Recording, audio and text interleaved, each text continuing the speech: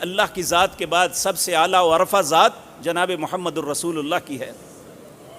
آپ ابھی دنیا میں نہیں آئے تو باپ کا سایہ اٹھ گیا، جب آپ دنیا میں آئے تو ماں اٹھا لی گئی، پھر دادا مشفق تھا تو وہ بھی لے گئے، اور آپ کا بہن بھائی بھی کوئی نہیں تھا۔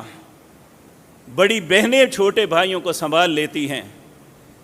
آپ اس بچے کی بے بسی کا اندازہ کر سکتے ہیں؟ تو نبی کریم صلی اللہ علیہ وسلم نے آپ کی نبوی زندگی سے پہلے یا بعد میں آپ کی زبان سے کبھی شکوہ نہیں سنا، بلکہ یہی کہا قدر اللہ وما شاء فعل، اللہ کی تقدیر ہے، جو اللہ نے چاہا کر دیا، میں اس کی رضا پہ راضی ہوں۔